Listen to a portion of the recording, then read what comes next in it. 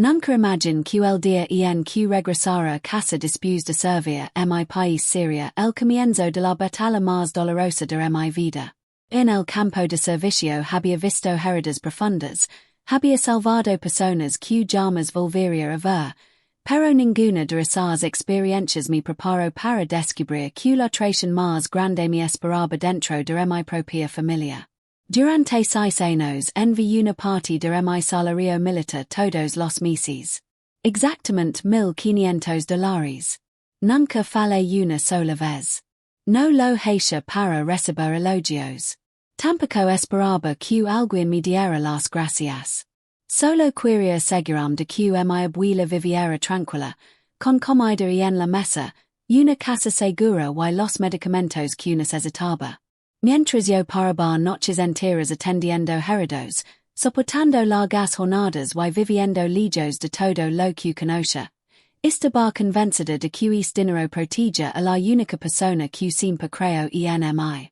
Pero estaba completamente equivocada. Si alguna vez ayudaste a alguien en silencio, mientras otros celebraban todo el reconocimiento, entonces quédate conmigo hasta el final. Porque esta historia puede parecer increíble, pero cambió mi vida para siempre. Mi nombre es Danielle Maro. Fui médica militar del Cuerpo de Marines. Muchos pensaban que llevar uniforme era la parte más difícil de mi vida. La verdad era otra. Lo realmente difícil era volver a casa. Después de más de 2 años sin visitar Baton Rouge, por fin recibí unos días de permiso. Coincidían con el Día de Acción de Gracias y, además, mi abuela Clara estaba a punto de cumplir 40 años. Mientras el avión aterrizaba, imaginaba abrazarla, sentarme con ella en el Porsche y escuchar una vez más sus historias de siempre. Pensaba que, por unos días, volvería a sentarme en casa. Sin embargo, desde el momento en que llegué, algo no encajaba. La antigua casa de la calle Magnolia parecía mucho más vieja que en mis recuerdos. Las paredes mostraban humedad. El techo seguía necesitando reparaciones.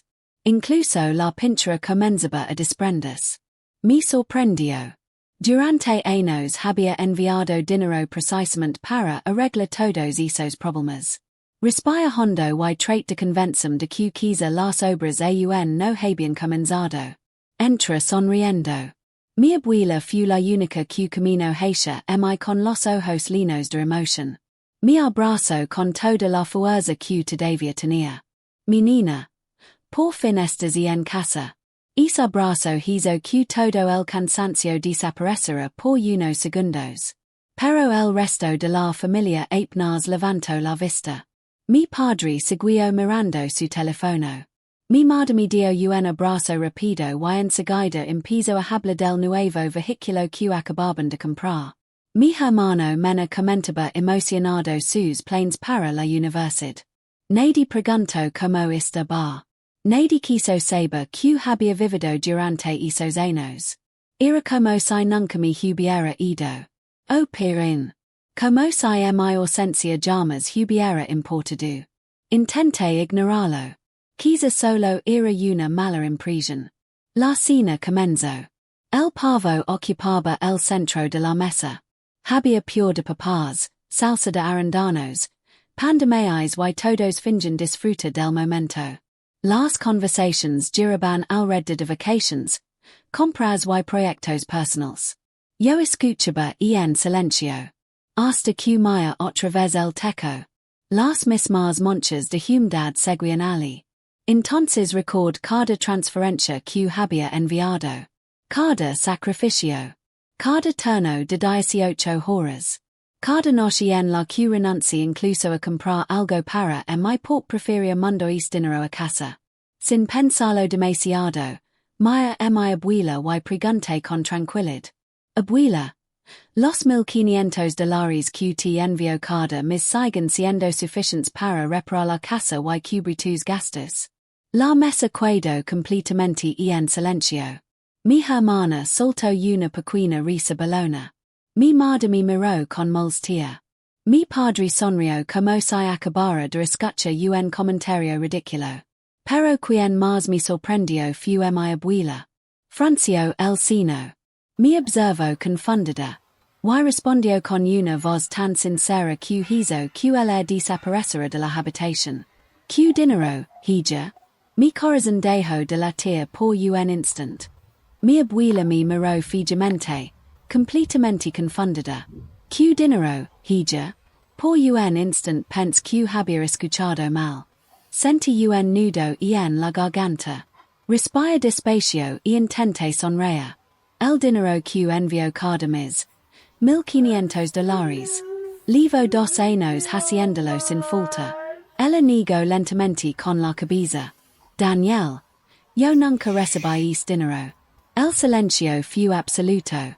Podía escuchar el sonido de los cubiertos sobre los platos y mi propio corazón golpeando con fuerza. Mis padres. Mi padre evitó mi mirada mientras doblaba lentamente una servileta. Mi madre tomó un sorbo de vino demasiado rápido. Mi hermano Lucas bajó la cabeza. Algo estaba muy mal. No pude ser. Dije casi en un susurro. Las transferencias iban a una cuenta registrada con tu nombre. Mi abuela volvió a negar. Carino. Jamás he tenido una cuenta bancaria. Siempre he manejado mi dinero en efectivo. Nunca aprendí a usar esas cosas. Las palabras me atravesaron como un cuchillo. Durante 2 años había trabajado creyendo que protegía a la persona más importante de mi vida. Ahora descubrí que ella nunca había visto un solo $. Mis manos comenzaron a temblar. Sentí que el piso desaparecía bajo mis pies. Entonces mi abuela dejó el tender sobre la mesa. Su expresión cambió por completo. Y no parecía una anciana frágil. Parecía una mujer decidida.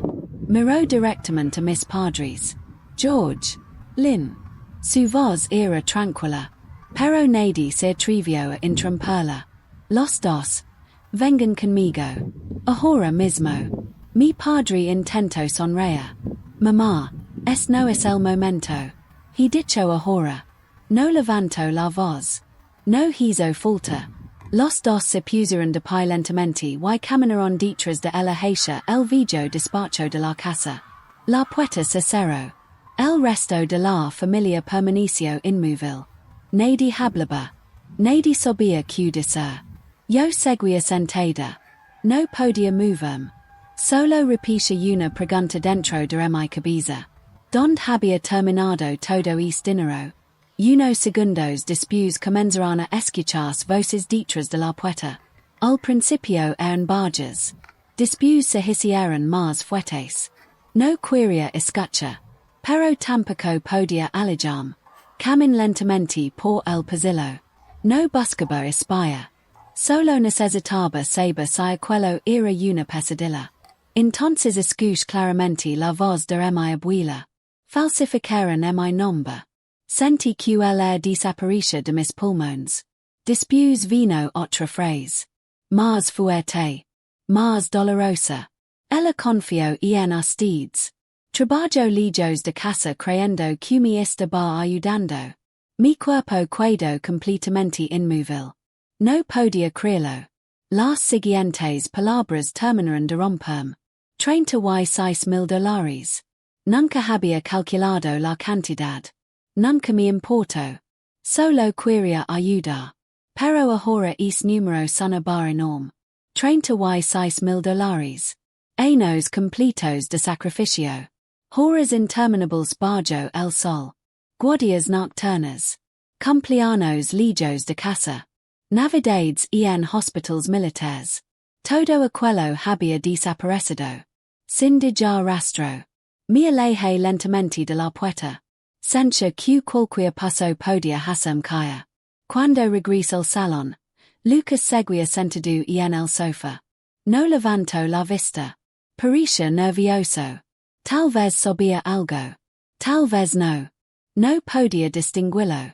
Un minuto después, la puerta del despacho volvió a abrirse. Mi abuela salió primero. Su rostro había cambiado. La mujer amable que siempre conocí había desaparecido. Ahora tenía la mirada firme. La de alguien que acababa de descubrir una traición imperdonable. Mis padres salieron detrás de ella. Perdidos. Y en silencio. Mi abuela camino hasta el centro del salón. Todos dejaron de hablar. Incluso los niños guardaron silencio. Ella respiró profundamente. Luego dijo unas palabras que nadie olvidaría jamás. Quiero que todos escuchen esto. Miró directamente a mis padres. Durante años, Danielle creyó que estaba cuidando de mí. Hizo una pausa.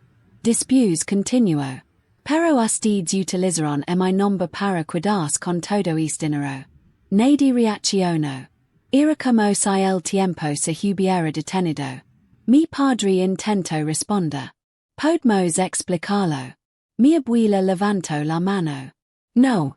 Su voz fue firme. Esta noche, ustedes dos abandonaron esta casa. La habitación quedó completamente muda. Yo seguía inmóvil. Porque en ese momento comprendí algo que jamás había querido aceptar. Los enemigos más peligrosos. A veces no están lejos. A veces. Se sienten contigo y en la misma mesa. Las palabras de mi abuela dejaron la casa completamente y en silencio. Nadie se movía. Nadie respiraba con tranquilidad. Mi padre permanecía de pie, con la mirada fija y en el suelo. Mi madre tenía el rostro completamente pálido. Por primera vez en muchos años, ninguno de los dos encontraba una excusa. Yo seguía intentando comprender lo que acababa de pasar. No podía aceptar que el dinero que había enviado con tanto esfuerzo jamás hubiera llegado a las manos de mi abuela. $36,000. Era mucho más que una cantidad. Era tiempo. Era sacrificio. Era confianza. Mi abuela volvió a sentarse lentamente. Sus manos temblaban, pero su voz seguía siendo firme. Danielle, perdóname. La mía sorprendida. Perdonarte. Tú no hiciste nada malo. Ella bajó la cabeza. Debí darme cuenta antes. Confié demasiado en ellos. Me acerqué sus manos. No fue culpa tuya. Ellos fueron quienes eligieron mentir. Sus ojos comenzaron a llenarse de lágrimas. Durante unos segundos ninguna de las dos habló. Mientras tanto, el resto de la familia evitaba mirarnos. El ambiente era tan pesado que parecía imposible respirar. Lucas seguía sentado en el sofá. Finalmente levantó la vista. Su voz apenas podía escucharse. ¿De verdad enviaste todo este dinero? Asentí lentamente. Todos los meses. Sin falta uno solo. Nunca. Lucas cerró los ojos. Parecía estar recordando algo. Yo. Siempre pensé que mamá y papá pagaban mi universidad con sus ahorros. No respondí. Porque, en ese momento, ni siquiera yo conocía toda la verdad. Solo sabía que alguien había utilizado mi esfuerzo para construir una mentira. Esa noche casi nadie terminó la cena. Cada uno buscó una excusa para abandonar la mesa. Yo subí a la habitación de invitados donde solía dormir cuando era niña. Cerré la puerta. Me dejé caer sobre la cama.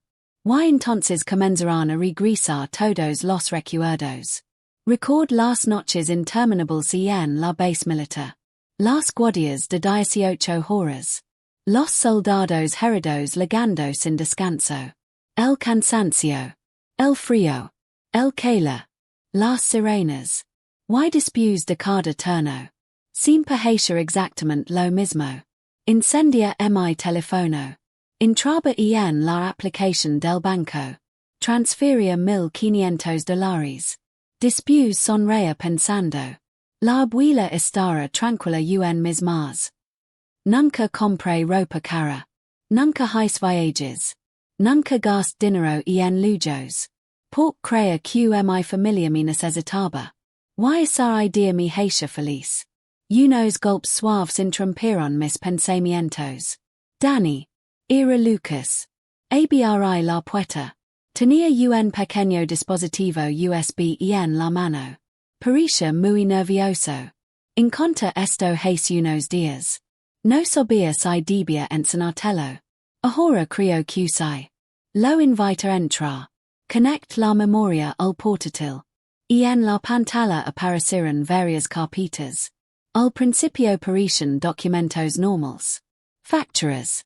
Correos electrónicos. Papeles administrativos. Pero unos segundos después encontré algo que hizo que mi sangre se congelara. Había varios correos enviados desde una dirección creada con mi nombre. Los abrí uno por uno. No podía creer lo que estaba leyendo. Alguien había escrito mensajes haciéndose pasar por mí. En esos correos agradecen becas universitarias. Confirmaban pagos. Autorizaban transferencias. Incluso hablaban de lo orgullosa que estaba de financiar los estudios de Lucas. Yo jamás escribí una sola de esas palabras. Sentí un vacío enorme en el pecho. No solo habían robado mi dinero, también habían robado mi identidad. Mi voz. Mi nombre. Mi historia. Lucas comenzó a llorar. Te juro que no sabía nada. Siempre pensé que los hablaban contigo. Que todo estaba bien. Lo observé durante varios segundos. Quería enfadam. Quería gritar. Pero ve delante de mi un joven que también había vivido enganado. No fuiste tú quien hizo esto. Lucas respiró aliviado. Pero yo continué. Aunque ahora tienes una decisión que tomar. Me miró confundido. Cool. Seguir protegiendo sus mentiras. O ayudarme a descubrir toda la verdad. Lucas bajó lentamente la cabeza. Después levantó la mirada con una decisión que nunca antes había visto en sus ojos. Voy a ayudarte. Voy a contar todo lo que sé. Y si es necesario. Declaré contra ellos. En ese instant comprendí que la batalla apenas estaba comenzando. Por recuperar el dinero sería difícil. Pero descubrir hasta donde llegaba aquella traición. Podía destruir para siempre toda nuestra familia. Aquella noche casi nadie pudo dormir. La casa estaba en silencio. Pero mi mente no dejaba de hacer preguntas. ¿Cuántas mentiras más habían escondido? ¿Cuánto tiempo llevaban utilizándome sin que yo lo supiera?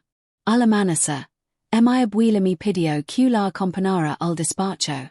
Sobre el escritorio había una vieja caja de madera llena de documentos. La abrió lentamente. Durante años guardé todo lo relacionado con esta casa, dijo con calma. Nunca pensé que algún día tendría que revisar estos papeles para descubrir quién me había traicionado. Comenzamos a revisar carpeta por carpeta. Facturas. Recibos. Impuestos. Contratos. Todo parecía normal. Hasta que encontramos varios movimientos bancarios que ninguno de los dos podía explicar. Los depósitos coincidían exactamente con las fechas en las que yo enviaba el dinero desde la base militar. Pero el destino de esos fondos era completamente diferente. No habían sido utilizados para reparar la casa. Ni para medicamentos. Ni para los gastos de mi abuela. Cada transferencia terminaba en cuentas relacionadas con préstamos, compras de lujo y pagos universitarios. Sentí un vacío en el estómago. No solo habían robado mi dinero. Habían construido una vida mía utilizando mis sacrificios. Mi abuela respiró profundamente. Su decepción era evidente. En ese momento sonó el timbre. Era Henry. El abogado y viejo amigo de la familia. Después de escuchar toda la historia, pidió revisar cuidadosamente los documentos. Pasó casi una hora leyendo cada papel. Tomando notas. Comparando firmas. Revisando fechas. Finalmente levantó la vista. Su expresión era muy seria. Esto no es un simple problema familiar. Numbers miró a las dos. Aquí hay fraud. Falsificación de identidad. Uso ilegal de documentos. Y apropiación indebida de dinero. La habitación quedó completamente en silencio. Henry continuó hablando. Las firmas no pertenecen a la señora Clara. Además, la dirección desde donde se creó la cuenta bancaria coincide con la oficina de George. Mi abuela cerró lentamente los ojos. Aquellas palabras terminaron de confirmar todas sus sospechas. Nunca imagine que mi propio hijo pudiera hacer algo así. Yo me acerqué para abrazarla. Ella sostuvo en mi mano con fuerza. No quiero que vivas con odio, Danielle. Pero tampoco quiero que permitas otra injusticia. Henry cerró la carpeta. Todavía hay tiempo para actuar legalmente. Con toda esta documentación podemos demostrar lo querido. Antes de responder, alguien llamó nuevamente a la puerta. Era Lucas. Entró despacio.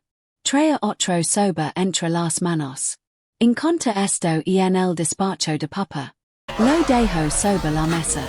Dentro había varias copias de préstamos personales. Contratos. Y correos impresos. Henry comenzó a revisarlos inmediatamente.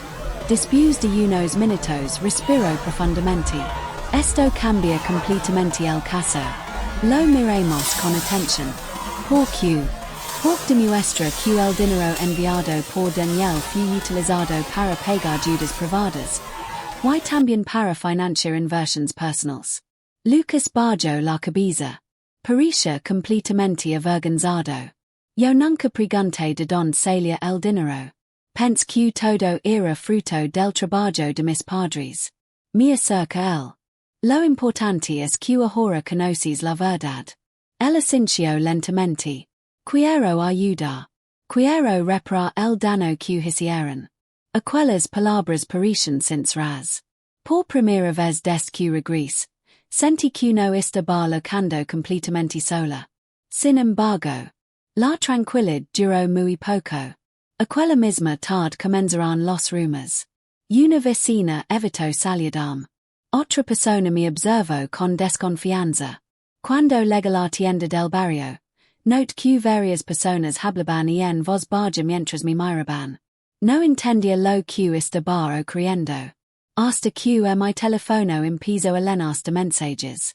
Alguien estaba publicando mentiras sobre mí.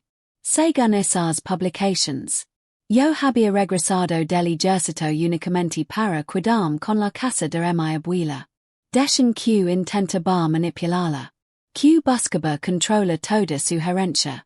Incluso aseguraban que estaba inventando la historia del dinero para destruir a mis propios padres. Leí cada mensaje en silencio. Cada palabra era una nueva herida. No les había bastado con robarme. Ahora también querían destruir mi reputación. Apagué el teléfono. Respira profundamente. Maya a mi abuela. Ella comprendió inmediatamente lo que estaba pasando. Con una serenidad que solo den los años, tomó mi mano y dijo: las mentiras pueden correr muy rápido. Pero la verdad siempre llega. Solo necesita un poco más de tiempo. Yo asentí lentamente. Porque en ese momento entendí que la siguiente batalla no sería dentro de mi familia. Ahora tendría que enfrentarme a todo un pueblo que había empezado a crear una historia completamente falsa. Y esta vez, no pensaba quedarme en silencio.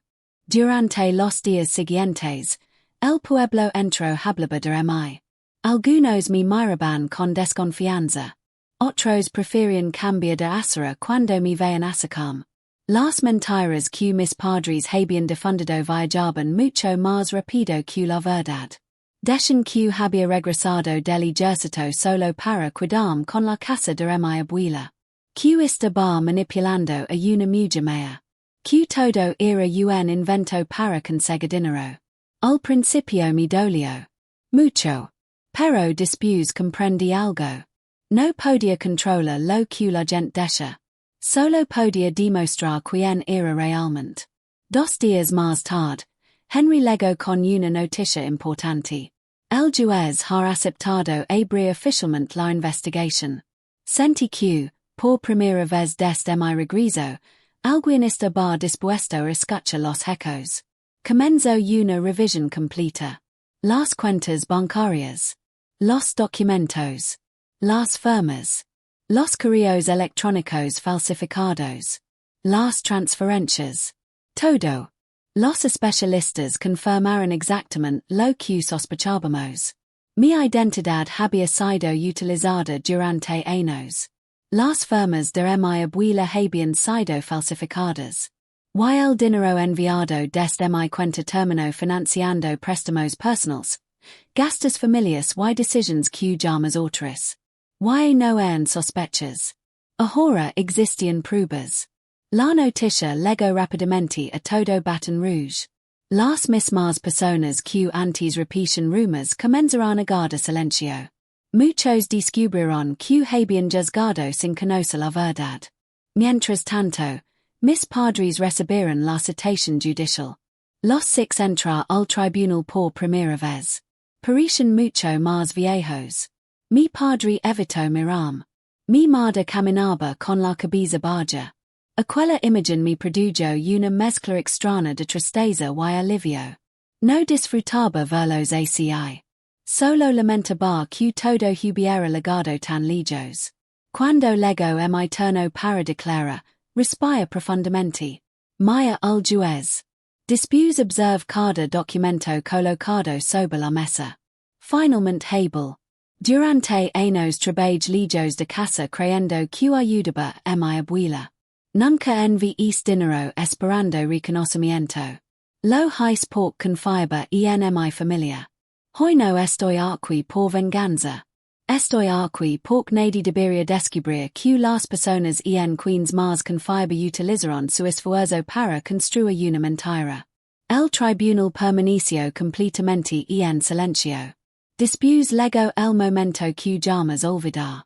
Lucas pidió permiso para hablar. Se levantó lentamente. Su voz temblaba. Yo también fui engañado. Crecí creyendo que mis padres eran un ejemplo. Pero hoy sé que todo fue posible gracias al sacrificio de mi hermana. Ella nunca abandonó a esta familia. Nosotros fuimos quienes la abandonamos a ella. Sus palabras emocionaron a muchas personas presentes. Incluso algunos bajaron la mirada con vergüenza. El juez revisó nuevamente todas las pruebas. Días después llegó la resolución. Los responsables debían responder legalmente por fraud, falsificación de identidad y apropiación indebida del dinero. La justicia no podía devolverme los años perdidos. Pero sí podía reconocer la verdad. Eso era suficiente para comenzar de nuevo. Con el paso de los meses, mi vida empezó a cambiar. Junto con mi abuela decidimos reparar la vieja casa. El techo finalmente fue reconstruido. Las paredes recibieron nueva pintura. El jardín volvió a llenas de flores. Pero el cambio más importante no estaba en la casa. Estaba dentro de nosotros. Lucas decidió cuidar cerca de su abuela para ayudarla. Se convirtió en voluntario en un centro de apoyo para veteranos. Quería construir una vida basada en la honestidad. Mi abuela volvió a sonreír como hace años no lo hacía. Una tarde, mientras observábamos el atardecer desde el porche, tomó mi mano. ¿Sabes que aprendí después de todo esto? Negué con la cabeza. Ella sonrió. La familia no siempre es la que comparte tu sangre. La verdadera familia es la que permanece tu lado cuando no tiene nada que ganar. Guarda esas palabras para siempre. Porque comprendí que había perdido demasiados años intentando ser aceptada por personas que nunca valoraron mis sacrificios. Desde este día decidí vivir de otra manera.